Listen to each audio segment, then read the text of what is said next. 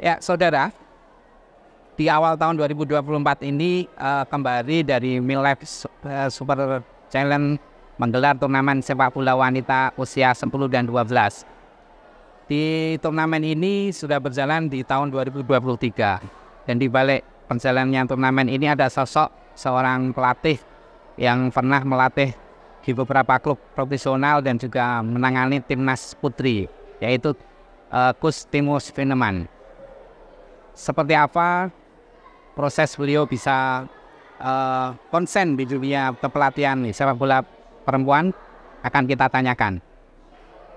Ya, Coach Timo, bisa dijelaskan awal mula Coach Timo bisa terjun ke dunia sepak bola profesional dan kemudian kenapa memilih melatih di sepak bola wanita? Mungkin sudah dari kandungan ibu ya. Mulai menendang. Nah, kita dari keluarga bola. Oleh karena itu dari keluarga kami itu ada aja yang berseliweran di dunia bola, termasuk anak saya kan main di PSIS Renden. Kemudian ada Claudia, keponakan saya, anaknya kakak saya Ralph. Dia di timnas putri ya. Kemudian anaknya kakak saya yang Swen, namanya Kevin, itu bertahun-tahun di Liga 2 dia. Jadi ini kita dari keluarga bola lah. Jadi memang dari kecil, dan karena kebetulan saya lahir di Indonesia ya, saya akhirnya mainnya pertama sebenarnya di di Amerika, kemudian ke Indonesia main di Persiba, terus sempat ke Gillingham di Inggris. Kemudian cedera umur 25 tahun. Jadi ini sekarang saya 50. Jadi sudah 25 tahun di dunia kepelatihan gitu. Jadi intinya ya mengembangkan sepak bola Indonesia, dan kali ini fokus di sepak bola putri bersama Jarum Foundation. Dari Jarum Foundation yang saya rasa punya bukan hanya capability tapi juga trustworthiness, jadi bisa dipercaya. Capability-nya saya lihat dari mana? Ya saya lihat dari PB Jarum, sudah ada sejak tahun 70, kemudian masih ada sampai sekarang dan efeknya jelas untuk Indonesia seperti itu. Jadi capability-nya udah jelas, reputasi secara personal juga dan company Jarum juga luar biasa. Jadi ya saya sangat senang diajak untuk bekerja sama karena saya tahu akan jangka panjang, dan kalau pembinaan tidak bisa jangka pendek kan. Kalau pembinaan harus jangka panjang. Oleh karena itu, dan dilakukan secara step by step, dan itu kita lakukan bersama saat ini. Jadi saya senang sekali bisa sedikit berkontribusi lah. Dan bentuk komitmen Coach Timo ini sudah dimulai 2 tahun lebih awal ya, sebelum kompetisi ini bergulir. Ya betul. Kalau nggak salah saya melihat di media sosial itu bahwa Coach Timo datang ke sekolah-sekolah dulu. Ya, kita mengunjungi sekolah-sekolah untuk melihat realita. Jadi saya tidak suka kalau saya menjadi instruktur untuk pelatih-pelatih ya. Jadi untuk guru-guru olahraganya saya ngomongnya di sini, padahal realitanya di sini. Itu yang sering terjadi kalau kita melihat kepelatihan itu, banyak orang yang tidak tahu realita di lapangan seperti apa. Jadi akhirnya ilmu yang didapat kurang praktis gitu, nggak bisa diterapkan. Nah ini jangan sampai terjadi. Oleh karena itu saya harus melihat kondisi realita di lapangan di sekolah-sekolah seperti apa. Nah dari situ kita bisa mencari solusinya. Saya bisa pada saat pelatihan untuk guru-guru olahraga kita bisa lebih problem solving, lebih praktis gitu, sehingga ya harapannya mereka bisa menjadi ujung tombak, karena mereka yang menjadi ujung tombak pembinaan sepak bola putri ini gitu, menjadi ujung tombak yang lumayan tajam seperti itu. Nah, tadi disebut bahwa dimulai dari pelatihnya gitu. Nah, sekarang di 2023 MILF Super Challenge sudah mulai membuat kompetisi. Dan sekarang iklimnya ternyata sudah terbangun dan luar biasa. Dari batch 1 sampai 3 di 2023, Gus, ada catatan dari Gus nggak yang saat ini di luar ekspektasi Gus seperti apa itu? dan di luar ekspektasi. Jadi yang di luar ekspektasi itu tentu saja animonya lebih daripada yang kita harapkan. Jadi itu hal yang sangat positif. Jadi menunjukkan memang bahwa adik-adik kita yang cewek ini udah pada nunggu gitu, udah pada nunggu. Ini saya tadi ngelihat anak umur ada satu putri umur 8 tahun, dia juga sudah ngomong, bapaknya bilang dia sudah tidak sabar untuk ikut.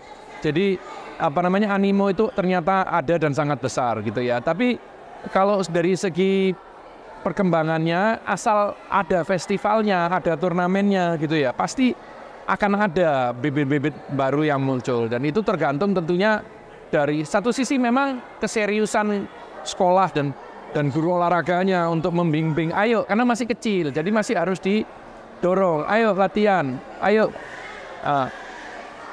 konsisten gitu ya, ayo belajar jangan ngawur, ayo kita belajar sepak bola yang benar. Itu dari pelatih. Makanya saya bilang tadi itu ujung tombak, termasuk soal psikologinya. Jangan sampai dia marah-marah, jangan sampai dia bikin anak ini jadi tidak senang dengan sepak bola gitu ya. Jadi itu peran pelatih yang sangat penting. Tapi selain itu ya tentu saja pemainnya harus mau berlatih lebih di rumah. Jadi sistemnya dengan guru-guru olahraga ini, mereka selalu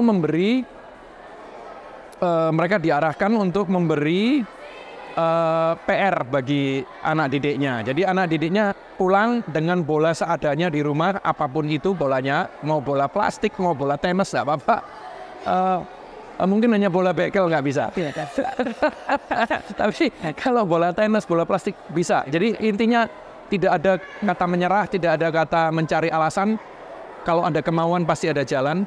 Dan harus latihan di rumah. Jadi kita fokus ke ball mastery, bisa mengolah bola gitu. Jadi supaya bolanya itu mengikuti kemampuan kita. Makanya disebut ball mastery. Kita masternya bola. Nah, dari situ nanti tekniknya akan dengan sendirinya akan jadi bagus. Jadi ball master itu landasan daripada teknik. Dan itu kita jadikan menu utama PR di rumah seperti itu. Jadi tergantung pemainnya, dia akan melakukan atau tidak gitu.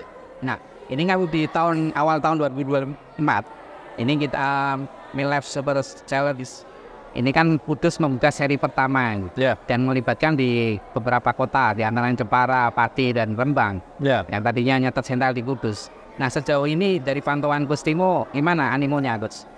Seri pertama ini. Luar biasa, jadi kelihatan memang perkembangannya kelihatan jelas ya, ada yang tipis, ada yang lumayan. Jadi saya ngelihatnya dari level 1 itu ada yang naik ke level 2 saat ini, ada yang ke level 3. Secara individu maupun tim gitu ya. Ada yang secara individu naik tapi timnya nggak naik, tapi ada yang secara tim naik gitu. Dan naiknya itu dari level 1 itu kira-kira, kalau level 1 itu tendang bolanya itu asal ke depan, masih salah-salah, kadang kena bolanya, kadang enggak.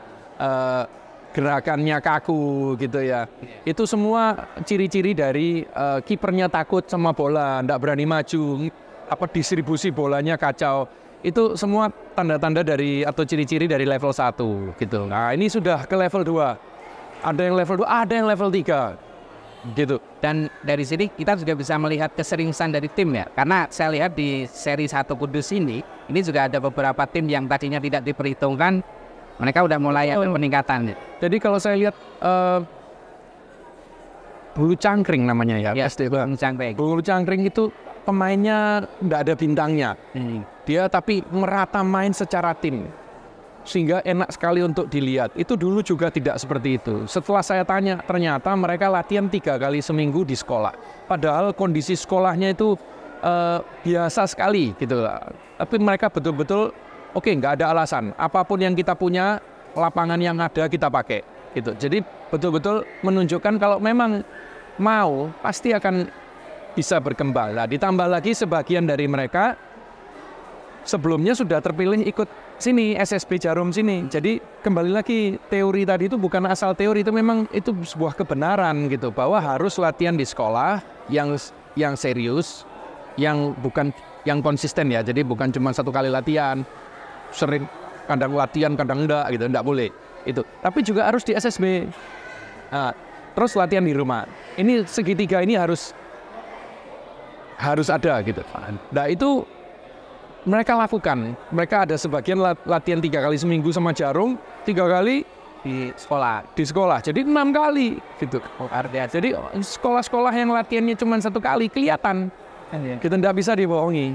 Gitu. Jadi harapan kita ke depannya akan semakin sekolah-sekolah ini semakin membudaya.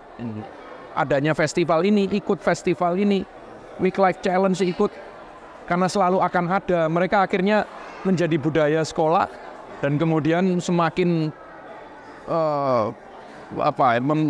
membara gitu ya untuk menjadi lebih baik daripada sebelumnya. Jadi pertanyaan masyarakat ini, Gus. Ini kan turnamen ini udah 2 tahun ini jalan di 2024 awal ini. Kemudian nanti untuk usia 12 yang tadinya di 2003 udah ikut.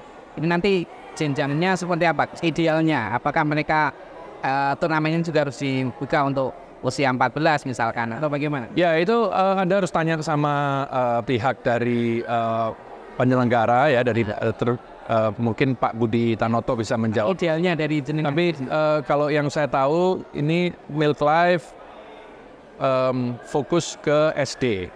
Ya. Oleh karena itu kita harus mencari SSB sehingga nanti yang lulus dari kelas 6 SD itu supaya ada yang menampung. Jadi rencananya SSB U14 gitu. Jadi kita sudah merangkul SSB di Kudus. Di tempat-tempat lain kita akan melakukan hal yang sama supaya yang kelas 6 ini nanti setelah lulus ada wadahnya. Jadi akan ada festival untuk SSB, akan ada festival untuk sekolah SD. Tapi untuk sekolah fokusnya di SD gitu. Jadi kita ingin SSB itu punya U14, U12, U10, U8. Jadi supaya kita saling membantu. Kalau SSB dapat pemain dari kita, dari sekolah, SSB membantu kualitas sekolah. Termasuk juga U8 SSB kan bisa memasok U10-nya kita gitu. Nah, kita yang U12 memasok U14-nya, termasuk juga U10, U12 mereka bisa latihan yang seperti saya tadi katakan, latihan berbarengan supaya semakin meningkat. Itu kuncinya di situ. Artinya untuk membangun iklim sepak bola wanita ini memang butuh kerjasama semua pihak ya. Artinya jadi nggak bisa satu pihak saja gitu. Jadi kita berharap itu juga karena ini dilakukan oleh Jarum Foundation yang punya nama ya dan punya reputasi yang sangat baik. Akhirnya orang-orang yang berkecimpung di sepak bola itu terbuka matanya, terketuk hatinya untuk ikut masuk menyelenggarakan kompetisi-kompetisi di daerah masing-masing, di SSB, di sekolah gitu, sehingga kita berjalan bersama ini menjadi sebuah arus gitu loh. Kita pingin ini berbuah manis dalam arti banyak pihak ikut dalam arus yang kita bangun ini, ya. Gitu. Harus ada support dari banyak pihak. Ya, jadi contohnya kemarin kita kedatangan tamu Pak Yabes dari Bali United. Beliau sudah katakan, kita mau bikin turnamen untuk di Bali untuk putri. Kemudian kan bagus, apalagi kita nggak ke Bali kan, kita di 8 kota di Jawa. Kemudian contohnya kita ketemu ada tamu dari Terang Bangsa, sekolah Terang Bangsa di Semarang. Mereka yang tadinya fokus ke putra sekarang mau punya kelas putri gitu ya untuk sepak bola. Nah ini yang saya maksud, semua ayo join, kita kembangkan sepak bola putri bersama. Dan momen ini juga terlihat dari pemerintah yang tahun ini timnas kita U17 akan ikut Piala Dunia ya Gus ya. Iya, itu yang kita jadi tuan rumah ya. Jadi sayang ini agak sedikit terlalu cepat karena kok sekarang gitu kita jadi tuan rumah, karena kita belum punya wadah kompetisinya untuk bisa membentuk sebuah tim yang kuat. Tapi saya harap apalagi kewenangan saya kan ada di situ, jadi saya berharap entah bagaimana PSSI bisa membuat sebuah tim yang paling tidak lumayan lah, karena ya mau tidak mau sekarang ini kita tuan rumah ini gitu, dan lawan-lawannya berat sekali, lawan-lawannya Jepang, Korea Selatan, Australia. Kemarin PSSI juga menunjuk pelatih baru ya, Sasoko Azuki dari Jepang.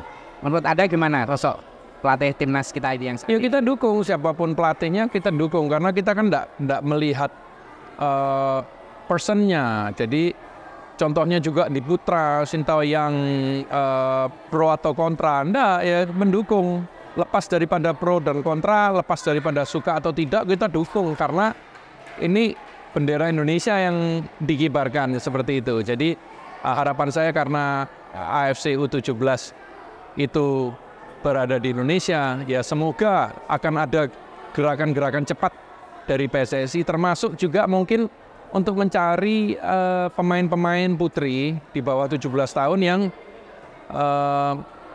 memiliki kewarganegaraan. Jadi seperti Claudia kan juga, Claudia itu Jerman sama Indonesia, gitu. Jadi karena masih sebelum 21 tahun, setelah 21 tahun harus memilih. Nah ini kan belum, ya jadi masih banyak pemain di sana yang tidak perlu dinaturalisasi. Jadi beda sama cowok ya. Kalau cowok harus proses naturalisasi panjang. Ini padahal waktunya Mei sudah main ini. Nah kalau mendatangkan yang sudah punya dui kewarganegaraan, kenapa tidak gitu? Karena ya mencari pemain yang berkualitas untuk under 17 sangat sulit. Ya. Dan waktu statement pertama dari Pak Sasoko itu menyatakan dia akan mencari ke beberapa kota, termasuk yang pernah Coach Timo lakukan. Namun di sini kan kalau kita bicara tentang turnamen ini kan belum siap ya kalau untuk mensupport itu, Gus. Belum. Jadi pemain terbaik kita, Siva pun yang saya harap akan jadi pemain nasional dan saya yakin bisa kalau dia terus giat berlatih karena dia juga mendapatkan support yang luar biasa di sini ya. Ada di sekolah, ada latihan di sini di SSB Jarum, ditambah lagi untuk pemain-pemain yang sekelas Siva itu main dengan cowok. Itu penting. Main dengan cowok untuk yang diharapkan bisa masuk ke kelas elit nantinya menjadi pemain profesional atau bahkan pemain timnas, itu sebaiknya walaupun ada SSB putri, kelas putri, tetap ikut putra. Jadi ada waktunya ikut putra gitu. Karena dengan bermain dengan putra itu diasah kecepatannya, kekuatan mentalnya, terus secara fisik juga, itu semua sangat membantu. Jadi begitu kembali bermain sama putri udah kelihatan siapa yang bermain sama putra, siapa yang tidak. Itu. Jadi untuk yang elit, dan dia mendapatkan itu di sini. Siva main dengan SSB Jarum yang putra, bermain dengan yang putri, pemain-pemain pilihan yang sudah kita temukan selama ini kan ada di sini. Nah, itu kan dilatih 3 kali seminggu. Dia juga ikut. Jadi perkembangannya bagus. Semoga ke depan dia bisa membawa nama Kudus. Yang terakhir, Gus, tadi kita nyinggung sedikit tentang timnas U17 ya. Kemana ada wacana. Ini kan kebetulan stadion SSA ini salah satu stadion termegah di dunia. Tadi saya sama Pak Yopi tanya, untuk Videotron aja ini baru di sini yang ada gitu. Iya. Nah, misalkan nanti ada wacana TC-nya dilaksanakan di sini, menurut Timo gimana? Oh ya silahkan, kita sangat welcome, tapi itu semua tergantung bosnya ya. Jadi saya rasa Pak Victor sangat mendukung apapun apa yang bisa dilakukan, beliau akan lakukan karena tanpa standar gimana standarisasi. Ya tentu saja bisa kan, dari segi stadionnya kan memang luar biasa gitu kan, tapi karena ini posisinya di Kudus kan tergantung main di mana dan sebagainya. Yang penting sekarang itu pencarian pemainnya, itu yang menjadi concern utamanya, apalagi waktunya sangat mepet. Dan terakhir harapannya untuk Indonesia nanti 3 atau 5 tahun ke depan seperti apa, Gus? Ya kalau kita bicara 5 tahun ke depan, nah itu saya semangatnya. Karena kita sudah melakukan pemasalan, jadi tidak bisa kita menuai, ya kita menginginkan padi itu tumbuh dengan subur dan kemudian kita mendapatkan hasilnya kalau tidak ditanam. Nah ini nanamnya ini sedang kita lakukan gitu. Jadi karena kita sudah menanam akan menanam dan terus akan menanam. Jarum Foundation sudah komit jangka panjang, ya saya pasti yakin gitu. Kan kalau tidak yakin itu kan karena tidak dilakukan, gitu. Kalau sudah dilakukan, saya rasa yakin dan kita punya potensi untuk itu. Pemain-pemain kita bagus-bagus kok, gitu. Cewek itu bisa diarahkan dengan baik, mereka coachable, lebih bisa diatur, gitu daripada yang cowok, gitu ya. Dan kesempatannya untuk masing-masing putri ini juga lebih besar daripada cowok, karena kan yang main kalau cowok kan jauh lebih banyak. Jadi itu juga sebuah kesempatan untuk orang tua. Kalau anak saya memang berbakat, ayo didukung gitu. Tapi apakah nanti dia jadi pemain atau tidak? Sport dalam hal ini sepak bola putri ya, itu harus didukung karena mengasah mental, mengasah kemampuan sosial, mengasah kemampuan untuk bekerja sama. Kalau kalah bagaimana? Kalau menang tidak sombong. Itu semua bisa menahan emosi gitu ya. Itu semua didapatkan lewat permainan seperti ini. Jadi jangan dianggap ini cuma seneng-seneng aja. Memang utamanya kita pengen anak-anak ini senang. Itu udah pasti. Ya.